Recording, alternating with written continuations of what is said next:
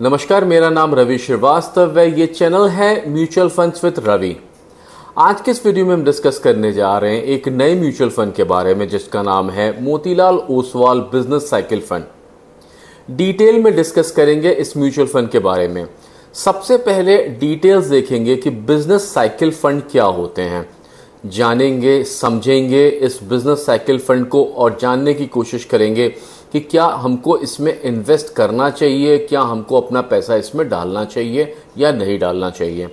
फिर डिटेल में डिस्कस करेंगे इस म्यूचुअल फंड के बारे में, जानेंगे कब है इसका ओपन डेट, कब है इसका क्लोज डेट, कितना पैसा आप इसमें इन्वेस्ट कर सकते हैं, अगर इसमें कोई एक एग्जिट लोड है तो कितना एग्जिट लोड है, किस बेंचमार्क को लेके ये चलेगा। हालांकि इस म्यूचुअल फंड में बेंचमार्क की ज़्यादा अहमियत नहीं होगी क्योंकि ये एक बिजनेस साइकिल फंड है। अभी डिस्कस करते हैं थोड़ी देर में। साथ में जानेंगे उन म्यूचुअल फंड्स के बारे में जो कि सेम बेंचमार्क को लेके या सेम थीम को लेके चल रहे हैं और उनकी परफॉर्मेंस कैसी रही है। थोड़ा डिटेल में डिस्कस करेंगे बिजनेस साइकिल फंड को। हो सकता है ये वीडियो थोड़ा सा लंबा हो जाए क्योंकि हम चाहते हैं कि हम आपको वो सारी डिटेल्स बताएं जो कि एक बिजनेस साइकिल फंड से एसोसिएटेड है। पर इस चीज की गारंटी है कि एक बार आप इसको सुन लेंगे, आप इसको समझ लेंगे तो बिजनेस साइकिल फंड में आपको कभी कोई दिक्कत नहीं होगी। मेरा नाम है रवि श्रीवास्तव, ये चैनल है म्यूचुअल फंड्स विद रवि। हम स्पेशलाइज करते हैं नए म्यूचुअल फंड्स के बारे में। हम पढ़ते हैं, समझते हैं, उसके बाद डेटा इकट्ठा करते हैं, फिर हम लेके आते हैं एक डिटेल्ड वीडियो हर एक नए म्यूचुअल फंड जो कि मार्केट में रिलीज होता है। अगर आप हमारे चैनल पर पहली बार आए हैं तो आपसे निवेदन है कि आप हमारे चैनल को सब्सक्राइब कीजिएगा।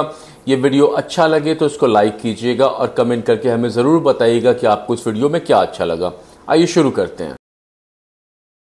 जैसा कि अभी हमने कुछ दिन पहले एक म्यूचुअल फंड देखा था जिसका नाम था state bank of India innovative opportunity fund. जो मेन थीम था उस म्यूचुअल फंड का वो ये था कि जो फंड मैनेजर है वो पूरी मार्केट यानी जो निफ्टी 500 है उसके ऊपर नजर बना के रखेगा और वो फाइंड आउट करने की कोशिश करेगा ऐसी कंपनियां जो कि इनोवेशन यानी इनोवेटिव हैं, जैसे गाड़ी बनाना, इलेक्ट्रिकल गाड़ी बनाना, अच्छी गाड़ियां बनाना या मोबाइल फोन बनाना, अच्छे मोबाइल फोन बनाना। ऐसी कंपनियों को वो रिव्यू करेगा, देखेगा, उसके बाद उसमें पैसा लगाएगा या फिर ऐसी अपॉर्चुनिटीज का वेट करेगा जहां पे कि मार्केट नीचे जा रहा है और उसमें वो पैसा इन्वेस्ट करे।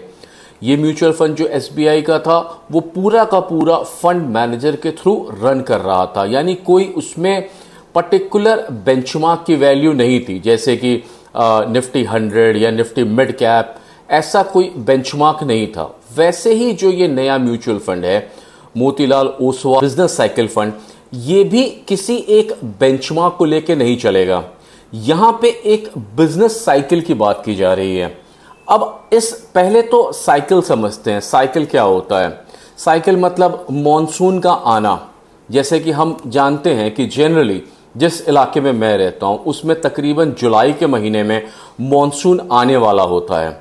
तो हम जानते हैं कि अभी मॉनसून आएगा, उसके बाद मॉनसून आता है, हम बारिश का वेट करते हैं, फिर बारिश शुरू होती है, फिर बारिश होती रहती है, उसके बाद बारिश खत्म होती है और फिर उसके बाद अगला सीजन आ जाता है। तो ये क्या हुआ? ये एक मॉनसून का साइकिल हुआ जिसमें ये साइकिल पूरी कंप्लीट हुई, बारिश आने से लेके बारिश खत्म होने तक। वैसे ही एक बिजनेस साइकिल होता है। बिजनेस साइकिल मतलब जैसे हम कोविड का टाइम देखें तो कोविड के टाइम पे क्या हुआ था कि सारी इंडस्ट्रीज ठप पड़ी हुई थी, मतलब कोई काम नहीं हो रहा था, मार्केट जो था वो बहुत ही नीचे चला गया था। उसके बाद जैसे जैसे वैक्सीन बना, जैसे जैसे लोग काम करना शुरू किए, वो मार्केट ऊपर होना शुरू हुआ। एक समय आया जबकि जो इन्वेस्टर था उसके पास पैसा था, वो मार्केट में स्पेंड कर रहा था। कंपनियां जो थी उनको पैसा मिला, सरकार ने इंटरेस्ट रेट कम रखा जिससे कि कंपनियों ने नया सामान बनाया, जो यूजर थे, कस्टमर थे, उनको अच्छी तनख्वाह मिली जिसके कारण उन्होंने उस सामान को इस्तेमाल किया। ये एक बिजनेस साइकिल है, यानी कि पूरा रोटेशन 360 डिग्री पे किस तरह से बिजनेस चलता है। अब ये जो बिजनेस साइकिल होता है इसके 4 फेजेस होते हैं। पहला फेज होता है एक्सपेंशन फेज। एक्सपेंशन फेज मतलब उसको हम एक्सपेंशन फेज या फिर हम रिकवरी फेज भी कह सकते हैं। रिकवरी मतलब किसी चीज से रिकवर करना, जैसे कि कोविड आया, कोविड में हर कुछ बंद था, उसके बाद रिकवरी फेज शुरू हुआ जिसमें कि हर कुछ वापस आना शुरू किया। तो ये एक पीरियड होता है जहां पे इकोनॉमिक एक्टिविटीज ऊपर होना शुरू होती हैं। सरकार का टैक्स जो उसके ऊपर लगाती है सामान के ऊपर या बिजनेस के ऊपर कम होता है। इससे जो कंपनियां होती हैं वो मोटिवेट होती हैं और वो अच्छा सामान बनाना शुरू करती हैं। तो पहला फेज जो हुआ वो हुआ एक्सपेंशन फेज। दूसरा फेज जो होता है उसको कहते हैं पीक फेज। तो अभी एक्सपेंशन खत्म हुआ था, यानी कि जो कंपनियां थी वो मोटिवेट हुई थी, सरकार ने टैक्स कम रखा हुआ था, कंपनियां जो है मोटिवेट हो रही थी, कस्टमर्स जो हैं वो बाई करने की तरफ बढ़ रहे थे। इसके बाद आता है एक पीक फेज। जैसे कि अगर हम रियलिटी इंडस्ट्री को देखें तो हम जानते हैं 2020 में जब कोविड आया था तो पूरा का पूरा जो ये रियल एस्टेट का मार्केट था वो डाउन हो गया था। पर उसके बाद एक पीक फेज आया। पीक फेज मतलब जिसमें इन्वेस्टमेंट सेंटिमेंट और कंज्यूमर दोनों के कॉन्फिडेंस बहुत हाई रहते हैं, यानी मकान बने हुए थे और लोगों के पास पैसा था उस मकान को खरीदने का। इंटरेस्ट रेट गवर्नमेंट ने तकरीबन 7.15% तक का लोअर कर दिया था। इससे लोगों को मकान खरीदने में आसानी हो रही थी और खूब सारे मकान बिक रहे थे। तो ये हुआ एक पीक फेज। जो तीसरा फेज हुआ उसको कहते हैं कॉन्ट्रैक्शन फेज। कॉन्ट्रैक्शन फेज मतलब वो फेज जिसमें कि इकोनॉमी नीचे जाना शुरू करती है, जहां पे हो सकता है प्राइसेस इतने हाई जा चुके हैं, जो कंज्यूमर है उनकी इनकम कम हो रही है तो वो स्पेंडिंग ज़्यादा नहीं कर पा रहे हैं। इसके कारण जो लोग सामान बना रहे हैं वो सामान बिक नहीं रहे, कंपनियों के सामान नहीं बिक रहे, उनकी प्रॉफिट जो है वो नेगेटिव में जा रही है। डेफिनेट सी बात है, जब कंपनी की प्रॉफिट नेगेटिव में जाती है तो वो फिक्स्ड कॉस्ट को नहीं निकाल सकता, वो वेरिएबल कॉस्ट को निकालता है, यानी कि जो लोग काम कर रहे हैं उनको नौकरी से निकालता है। अनएम्प्लॉयमेंट बढ़ता है, अनएम्प्लॉयमेंट बढ़ता है, लोग सामान नहीं खरीदते हैं, गवर्नमेंट को टैक्स नहीं मिलता है। तो ये तीसरा फेज है कॉन्ट्रैक्शन फेज। और चौथा फेज है ट्राउट फेज। ट्राउट फेज अपना आप समझ लीजिए जैसे हम साइन का वो बनाते थे, डायग्राम बनाते थे, उसमें ऊपर जाता था और फिर वो नीचे आता था। ये सबसे बॉटम का फेज होता है जिसमें कि इकोनॉमी जो है वो एकदम नीचे चली जाती है, जहां पे कि कंपनियां सामान बना भी नहीं पा रही हैं, लोग उन सामान को खरीद भी नहीं पा रहे हैं, महंगाई अपनी चरम सीमा पे है, सरकार ने बहुत ज्यादा टैक्सेस लगा दिए हैं। तो ये 4 फेजेस हुए जिसको लेकर के बिजनेस साइकिल बनता है। यानी कि अगर समराइज करें तो पहला एक्सपेंशन फेज या रिकवरी फेज, उसके बाद आता है पीक फेज, फिर कॉन्ट्रैक्शन फेज, फिर ट्राउट फेज। तो ये जो 4 आपने अभी फेजेस के बारे में सुना, ये 4 फेजेस मिलके एक बिजनेस साइकिल बनाता है। जैसे मॉनसून आने वाला था, मॉनसून आया, बारिश हुई, बारिश बंद हुई, मॉनसून चला गया। तो ये क्या हुआ, एक साइकिल हुआ। उसी तरह से जो बिजनेस साइकिल जो होता है वो भी इसी तरीके से चलता है। एक समय अच्छा चल रहा था, एक समय बहुत अच्छा गया, उसके बाद वो नीचे जाना शुरू किया, अपने पीक को टच किया, फिर गवर्नमेंट ने वहां पे टैक्सेस कम किए, गवर्नमेंट ने ऐसे ऐसे स्कीम चलाए जिससे कि वो ऊपर जा सकता है और वो फिर वो ऊपर उठना शुरू हुआ। अब इन 4 फेजेस में हर फेज में किसी ना किसी इंडस्ट्री को प्रॉफिट जरूर होता है, चाहे वो एक्सपेंशन फेज हो। जब एक्सपेंशन हो रहा है, लोगों के पास पैसा है, तो लोग क्या करेंगे, लोग कपड़े खरीदेंगे, लोग सामान खरीदेंगे, रिटेल इंडस्ट्री, एंटरटेनमेंट इंडस्ट्री, लोग घूमने जाएंगे, ट्रैवल करेंगे, टूरिज्म इंडस्ट्री, लग्जरी गुड्स, ये जो इंडस्ट्रीज होती है वो एक्सपेंशन फेज में सबसे ज्यादा प्रॉफिट बनाती है। पीक फेज की बात करें जहां पे कि सरकार टैक्स बढ़ाना शुरू कर देती है, लोग फिर भी सामान खरीद रहे होते हैं, यहां पे जो प्रॉफिट्स होते हैं वो ज्यादातर बैंक्स को, इंश्योरेंस कंपनीज को, एसेट मैनेजमेंट फर्म्स को फायदे होने शुरू हो जाते हैं। उसमें manufacturing, infrastructure development, capital goods, इन सबको फायदा होता है क्योंकि वो एक पीक फेज है। उस समय सरकार का टैक्स भी ज्यादा है, सामान बिक भी ज्यादा रहा है, जो कस्टमर है उसको पैसे भी मिल रहे हैं और वो सामान खरीद भी रहा है।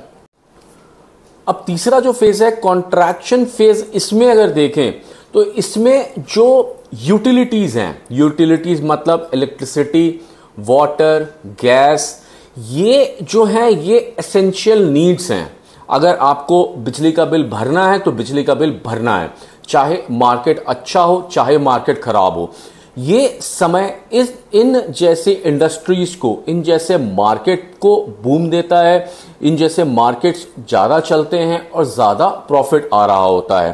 साथ में अगर देखें तो जो कंज्यूमर स्टेपल्स होते हैं, यानी कि खाना हो गया, ब्रेवेजेस हो गया, हाउस होल्ड प्रोडक्ट्स हो गया, हेल्थ केयर आइटम्स हो गया, ये इस समय ज्यादा बिक रहे होते हैं, ज्यादा प्रॉफिट में होते हैं।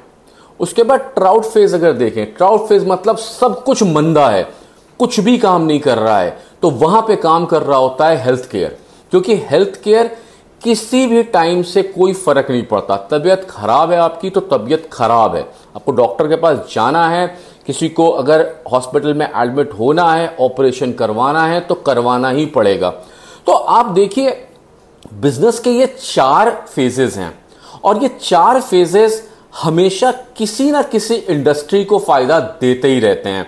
अगर आप कहें ट्राउट फेजेस में तो कुछ भी नहीं चलता, फिर भी उसमें हेल्थ केयर जो है वो आउटशाइन करता है। अगर कॉन्ट्रैक्टिंग फेज है जिसमें कि कोई कुछ खरीदने ही नहीं जा रहा, सब कोई घर में बैठा हुआ है, फिर भी उसमें जो फूड बिल्स हैं या फिर आप जो खाना खरीद के लाते हैं, राशन खरीद के लाते हैं, या बिजली का बिल जो भरते हैं, गैस का बिल जो भरते हैं, वो अपनी जगह पे चल रहा होता है और वो फायदा उठा रहा होता है। अब ये जो बिजनेस साइकिल फंड्स हैं, इनका यही काम होता है, ये इन 4 फेजेस को आइडेंटिफाई करते हैं, समझते हैं, जानते हैं कि इस समय कौन सा फेज चल रहा है और फिर उस फेज के अकॉर्डिंगली जाकर के इन्वेस्ट करते हैं। क्यों इन्वेस्ट करना चाहिए हमको बिजनेस साइकिल फंड में? तो सबसे इंपॉर्टेंट है, जैसे कि एसबीआई का इनोवेटिव एंड अपॉर्चुनिटी फंड था, आपको भरोसा है एसबीआई के ऊपर, आपको भरोसा है उस फंड मैनेजर के ऊपर कि वो अच्छे से समझेगा कि इनोवेशन कहां हो रही है और अपॉर्चुनिटी कहां हो रही है। उसी तरह अगर आप इस म्यूचुअल फंड में इन्वेस्ट करना चाहते हैं, इसमें या किसी भी म्यूचुअल फंड में इन्वेस्ट करना चाहते हैं, तो सबसे इंपॉर्टेंट है कि आपको उस जो कंपनी है जो वो म्यूचुअल फंड लेके आ रही है उस पर आपको भरोसा होना चाहिए। भरोसा ऐसा होना चाहिए कि जो फंड मैनेजर है वो इतना केपेबल हो जो कि एक्टिवली इस म्यूचुअल फंड को रिव्यू कर सकता हो। अगर बेनिफिट्स की बात करें क्यों करना चाहिए, तो सबसे इंपॉर्टेंट है कि ये जो म्यूचुअल फंड्स हैं, जो कि बिजनेस साइकिल फंड है या फिर इनोवेशन और अपॉर्चुनिटी फंड है, इसमें सबसे ज्यादा एक्टिव मैनेजमेंट होती है। जो फंड मैनेजर और उसकी टीम होता है वो सबसे ज्यादा एनालिसिस कर रहा होता है, न्यूज पढ़ रहा होता है, न्यूज देख रहा होता है, बिजनेस साइकिल समझ रहा होता है, जो कॉन्फ्रेंसेस होते हैं उनको अटेंड कर रहा होता है, जानने की कोशिश कर रहा होता है। इकोनॉमिक्स जो पढ़े हुए लोग हैं उनकी टीम बनती है जो बताते हैं कि अभी के टाइम में कैसा मार्केट परफॉर्म कर रहा है, आने वाले टाइम में कैसा मार्केट परफॉर्म करेगा।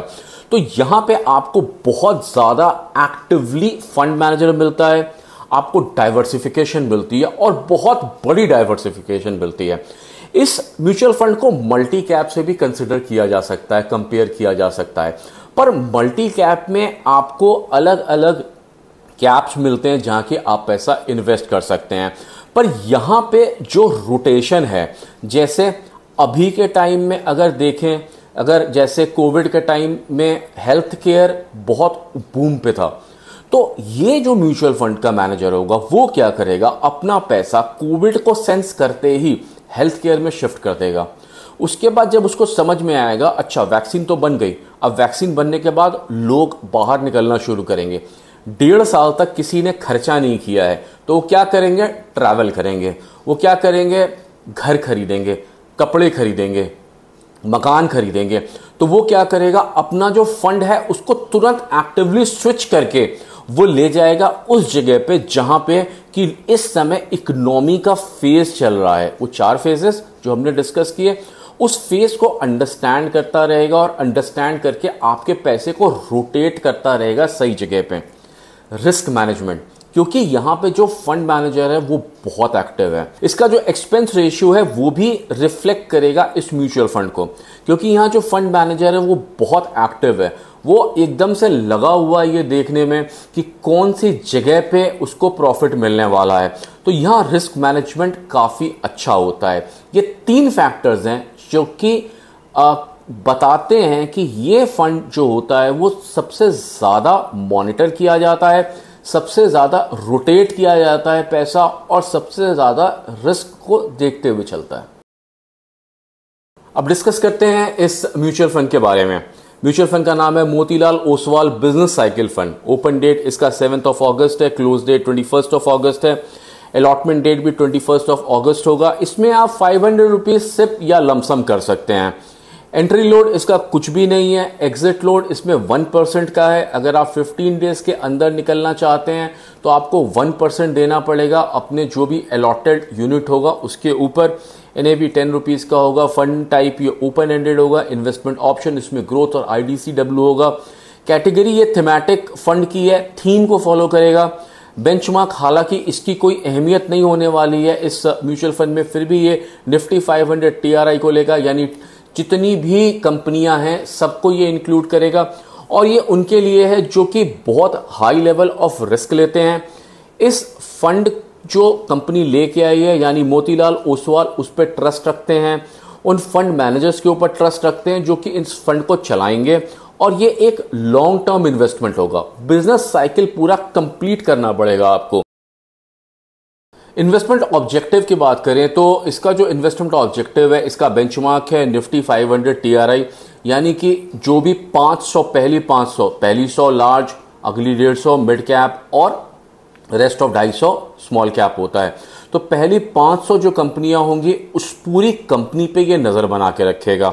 इन्वेस्टमेंट ऑब्जेक्टिव देखे इसका तो ये है कि ये अंडरस्टैंड करेगा कि इस समय इकोनॉमी किस बिजनेस साइकिल पे चल रही है, वो ये अंडरस्टैंड करेगा। उसके बाद उन 500 कंपनीज में से वो कंपनियां पिक करेगा जो कि इस समय इकोनॉमी के हिसाब से बूस्टअप होने वाली हैं या बूस्टअप चल रही हैं। उसके बाद उसमें पैसा स्पेंड करेगा। जैसे जैसे इकोनॉमी की साइकिल चेंज होगी वैसे वैसे आपका पैसा ये रोटेट कराता रहेगा और दूसरे स्टॉक्स को खरीदता रहेगा और वहां से ये पैसा ग्रो करने की कोशिश करेगा। इसका जो मेन थीम है वो है capital appreciation over long term. Minimum जो ये NFO से एक्सपेक्ट कर रहा है वो है 10 करोड़ रुपीस। ये 10 करोड़ रुपीस इकट्ठा करेगा, उसके बाद मार्केट में इसको लेके जाएगा। मोतीलाल ओसवाल ने पूरे फंड मैनेजर्स की लिस्ट बनाई है जो कि इस फंड को देके चलेंगे। अगर देखें तो उसमें मिस्टर अजय खंडेलवाल हैं, निखित शाह हैं, संतोष सिंह है, अतुल मेहरा हैं, राकेश सेठी हैं जो कि डेट पार्ट को देखेंगे, और अंकुश सूद हैं जो कि फॉरेन सिक्योरिटीज को देखेंगे।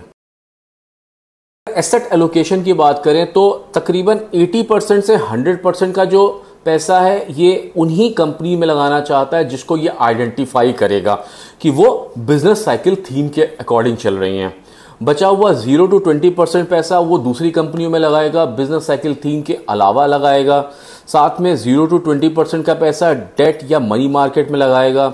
रिट्स या इन्वेट्स में भी ये इन्वेस्ट कर सकता है और दूसरे म्यूचुअल फंड्स की यूनिट्स भी ये खरीद सकता है। हर बार हम बेंचमार्क को डिस्कस करते हैं, पर यहां पे बेंचमार्क को डिस्कस करने का उतना रेलेवेंस नहीं था, इसलिए हमने बिजनेस साइकिल फंड के ऊपर या बिजनेस साइकिल के ऊपर ज्यादा टाइम इन्वेस्ट किया। उम्मीद है कि आपको वो समझ में आया होगा। अब ऐसा नहीं है कि ये पहला म्यूचुअल फंड है जो कि इस बिजनेस साइकिल के कॉन्सेप्ट को लेके आ रहा है। ये जो हमने यहाँ पे म्यूचुअल फंड्स लगाए हैं, HDFC का, Kotak, quant, axis, Tata, ICICI, HSBC, ये सारे पहले भी ऐसे म्यूचुअल फंड्स ला चुके हैं जो कि बिजनेस साइकिल फंड्स हैं। अगर इनकी परफॉर्मेंस देखें कि कैसी परफॉर्मेंस रही है, हालांकि हम फिर बताएंगे कि आप इनकी परफॉर्मेंस देख के इसकी परफॉर्मेंस, मोतीलाल ओसवाल वाले म्यूचुअल फंड की परफॉर्मेंस को इमेजिन नहीं करिएगा, क्योंकि यहां पे कोई एक पर्टिकुलर बेंचमार्क नहीं है जिस बेंचमार्क के अकॉर्डिंगली चलेगा। हो सकता है HDFC का जो फंड मैनेजर है उसका परसेप्शन या उसकी टीम का परसेप्शन डिफरेंट हो, मोतीलाल ओसवाल की टीम का परसेप्शन डिफरेंट हो। हालांकि इकोनॉमी साइकिल तो वही है, पर हो सकता है वो किसी एक कंपनी में पैसा लगाए और वो किसी एक कंपनी में पैसा लगाए। फिर भी आपको बताने के लिए कि इनकी परफॉर्मेंस कैसी चल रही है, यहाँ पे देखिए कुछ ऐसे म्यूचुअल फंड्स हैं, तकरीबन 5-6 ऐसे म्यूचुअल फंड्स हैं जिन्होंने अभी सिर्फ 1 ईयर कंप्लीट किया है, तो उनकी परफॉर्मेंस हमने यहाँ लिस्ट की है। साथ में आपको ICICI prudential business cycle fund मिलेगा जिसने 3 इयर्स और एचएसबीसी बिजनेस साइकिल फंड मिलेगा जिसने 5 इयर्स का टाइम कंप्लीट किया हुआ है। तो यहाँ पे एचएसबीसी का अगर परफॉर्मेंस देखें तो 49%, 26% और 25% चल रहा है। जब से वो लॉन्च हुआ है तब से तकरीबन 16.45% का रिटर्न दिया हुआ है। लोगों को बहुत भरोसा है इस बिजनेस साइकिल फंड में। अगर आप AUM देखें तो यहाँ पे सबसे ज़्यादा AUM ICICI prudential business cycle fund को है, जो कि तकरीबन 11,092 करोड़ रुपीस है जो कि इस म्यूचुअल फंड में इन्वेस्ट किया गया है। आज के इस वीडियो में हमने डिस्कस किया एक नया म्यूचुअल फंड जो आने वाला है जिसका नाम है Motilal Oswal business cycle fund. Detail में हमने जाना कि पहले तो बिजनेस साइकिल फंड क्या होता है, हमने वो 4 फेजेस समझे जिस फेजेस के बीच में इकोनॉमी चलती है, और फिर कैसे ये फंड मैनेजर उन इकोनॉमीज में अंडरस्टैंड करेगा या फिर किस तरह से वो इन्वेस्ट करेगा। एक बार समराइज कर लेते हैं। म्यूचुअल फंड का नाम है Motilal Oswal business cycle fund. Open date है इसका 7th of August, close date इसका 21st ऑफ अगस्त है।